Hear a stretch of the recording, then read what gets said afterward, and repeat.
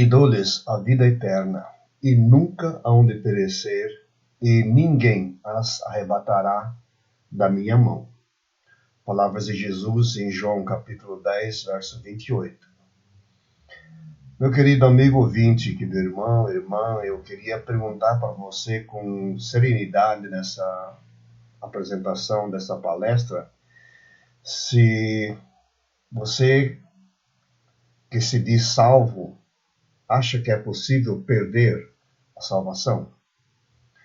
Nas palavras do Dr. Russell Shedd, que já está com o Senhor, mas é um representante legítimo e fiel de verdades profundas e impactantes sobre a palavra de Deus. Ele certa vez foi inquirido sobre isso, sobre essa pergunta: é possível perder a salvação? E a resposta dele é: bom, isso depende. Depende de quem te salvou. Se foi Jesus de Nazaré que te salvou, então, de acordo com o texto lido, não é possível perder a salvação. Mas se for outro alguém, uma religião, um sistema qualquer que te salvou, então é possível perder a salvação, sim. Eu queria conversar um pouco com vocês nesse momento a respeito dessa verdade tremenda que na minha própria vida foi muito impactante, reveladora e confortadora quando eu entendi a respeito do fato de que a salvação é um ato do poder de Deus na vida da gente.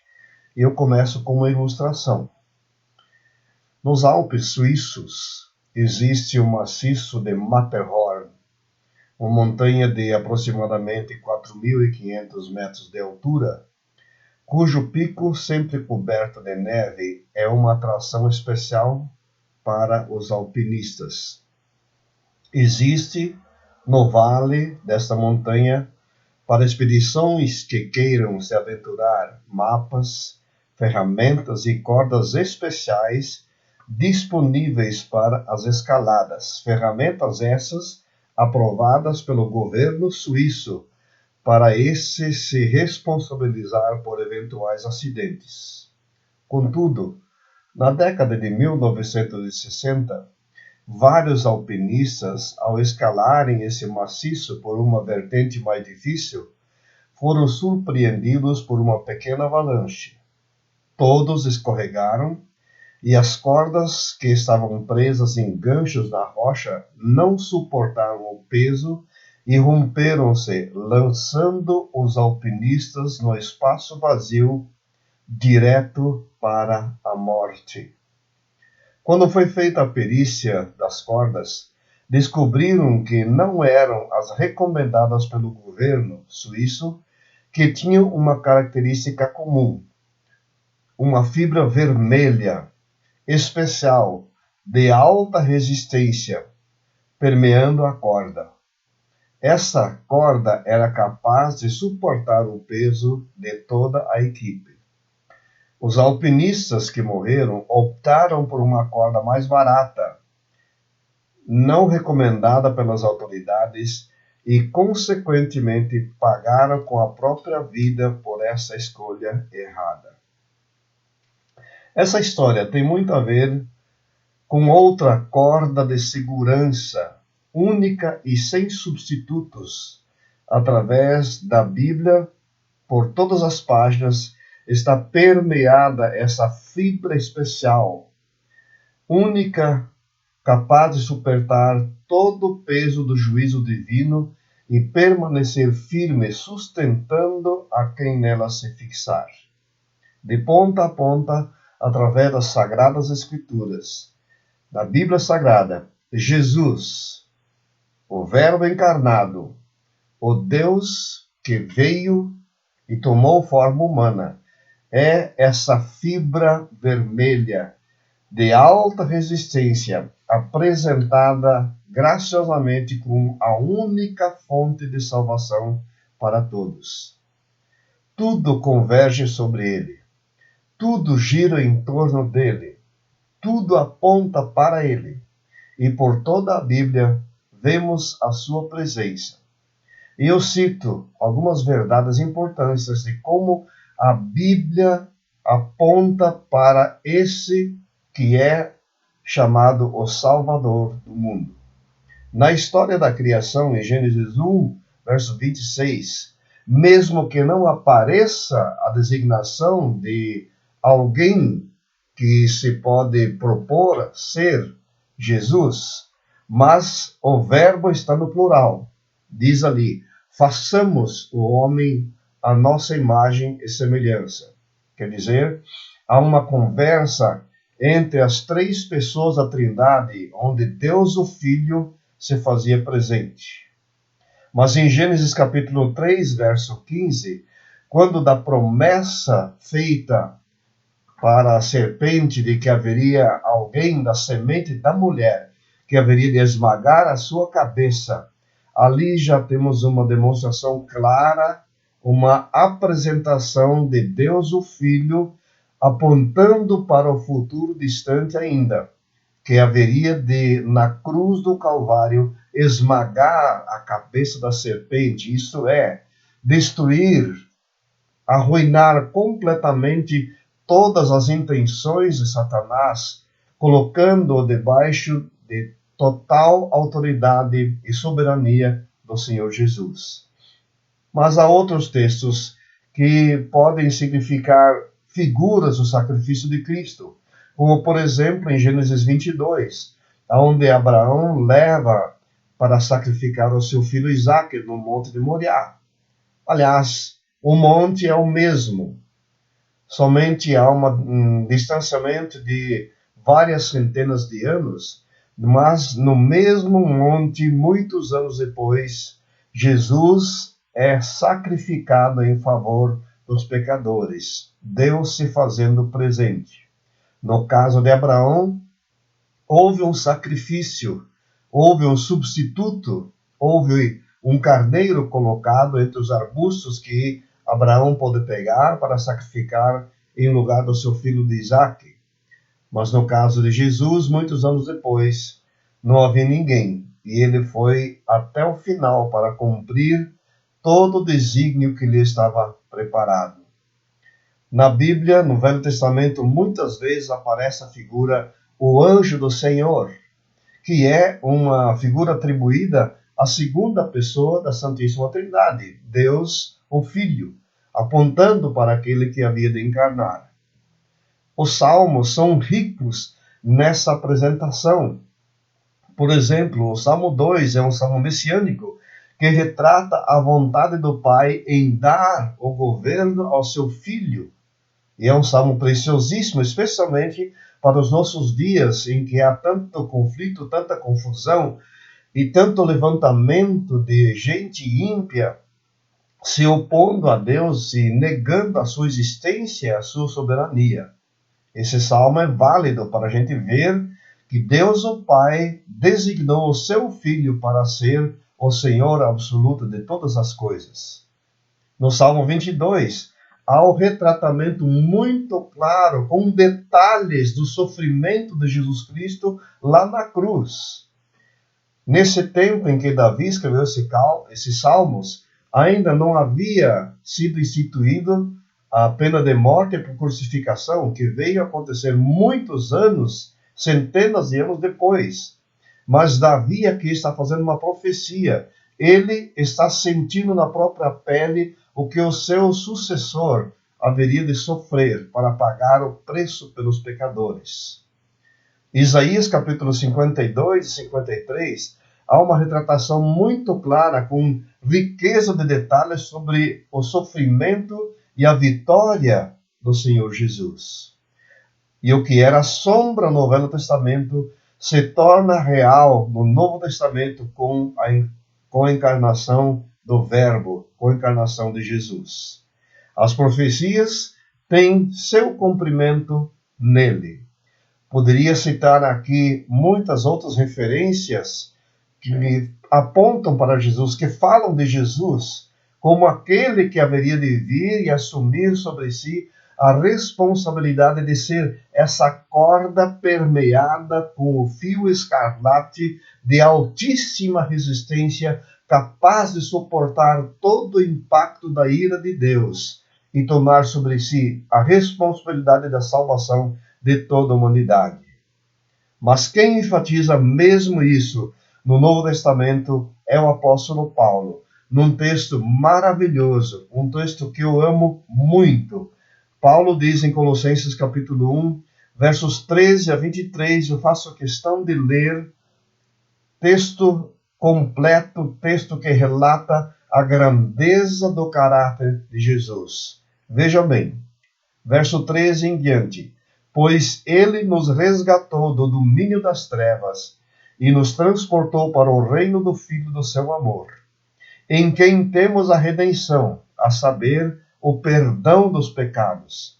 Ele é a imagem do Deus invisível, o primogênito sobre toda a criação.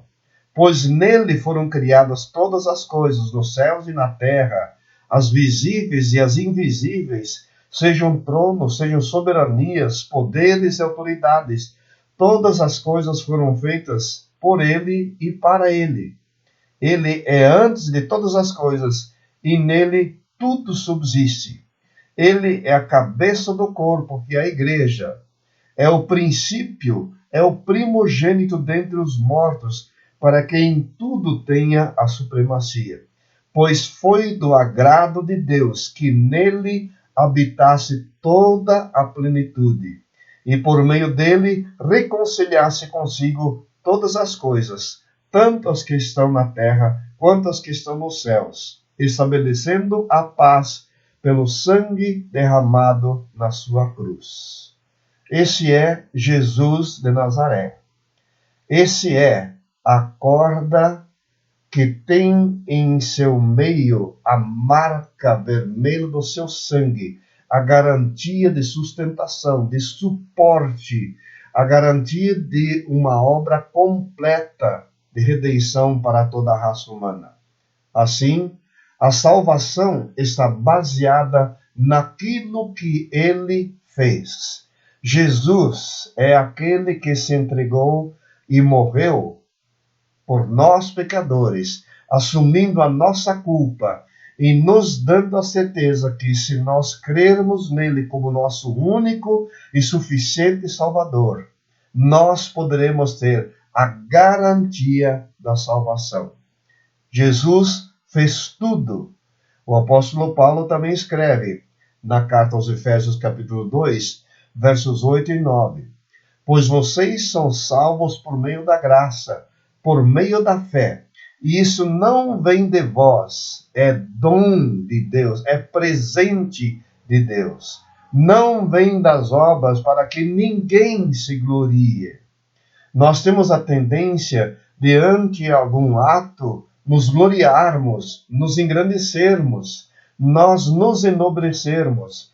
Mas, quando diz respeito à salvação das nossas almas, não haveria em nós capacidade alguma para prestarmos contas a Deus pelo nosso pecado.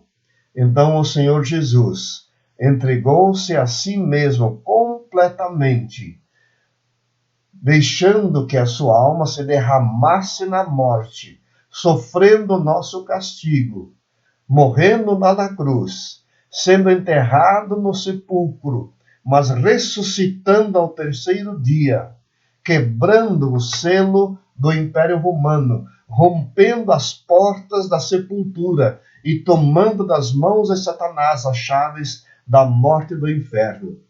Ele torna-se o único capaz de salvar a humanidade.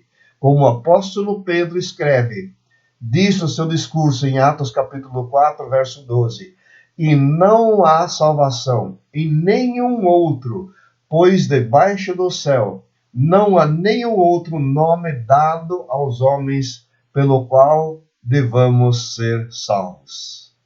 Queridos, quando Deus planejou a nossa redenção, ele não estava para brincadeiras. Ele não estava tentando colocar uma possibilidade de salvação. Ele radicalizou a salvação da pessoa do seu Filho. E é por isso que Jesus realmente pode ser o único capaz de nos salvar.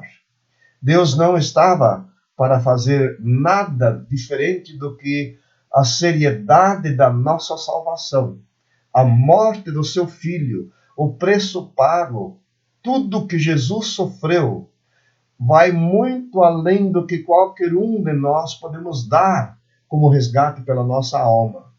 Então, nós temos que entender que a única solução para a nossa redenção está naquele que veio dos céus, encarnou, tomou sobre si forma humana, entrou pela porta da frente da humanidade.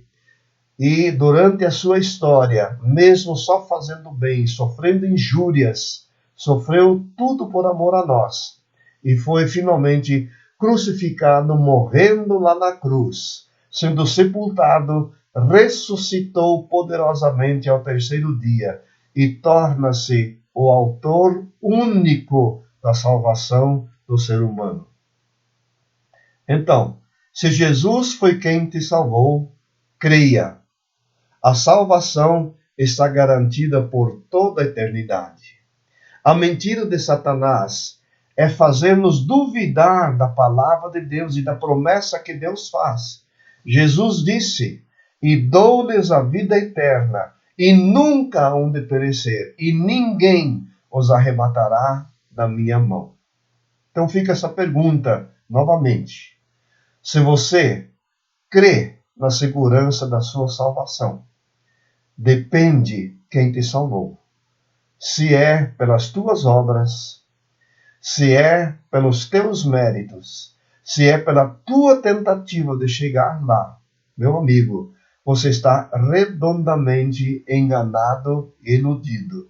Você está fazendo a semelhança daqueles alpinistas que subiram aquele enorme maciço de pedra lá na Suíça, tentando baratear os custos da sua subida, tentando brincar com a própria vida e perderam a vida por causa disso. Jesus é aquela corda que vem de Deus e, permeada com o poder do seu sangue, é capaz, é suficiente, é completo para salvar-nos e garantir-nos eternamente a salvação. Então, não caia na onda de você querer providenciar a salvação para si mesmo. Lembra dos montanhistas do Matterhorn. Pegue a corda certa. Ela lhe garante a eterna salvação. Mesmo que venham intempéries, mesmo que venham situações de adversidades. Não duvide da palavra de Deus. Confie na promessa daquele que disse: "Aquele que crê em mim, eu lhe dou a vida eterna e nunca hão de perecer." Só Jesus, o eleito de Deus, pode dar essa certeza. Então, pode o crente perder a salvação? Eu volto a finalizar com esse pensamento. Depende quem te salvou. Se é o Senhor Jesus Cristo, creia sim, você está seguro.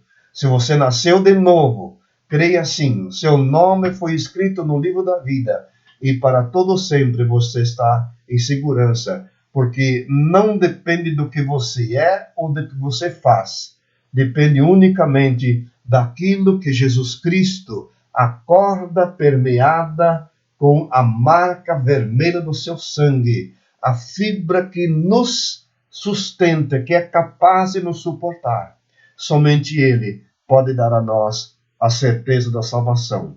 Essa é a garantia da rocha eterna, o Senhor Jesus, que veio do céu unicamente com o propósito de nos redimir.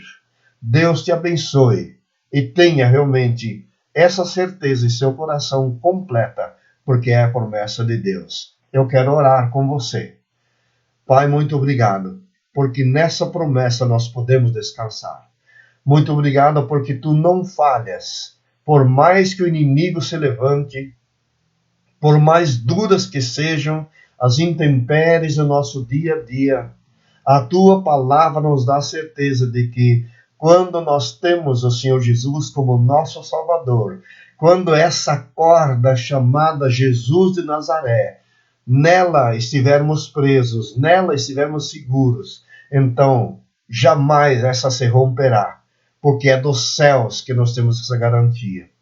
Eu te agradeço por essa certeza que conforta e que consola os nossos corações. Bendito é o teu nome por tão grande salvação conquistada para nós. Eu oro e peço as tuas bênçãos para cada um dos ouvintes, para que esse conforto também invada os seus corações de forma completa e o nome de Jesus seja glorificado. Eu oro com gratidão em nome de Jesus. Amém. Amém. Deus abençoe você e tenha realmente uma feliz semana na presença do bendito Salvador.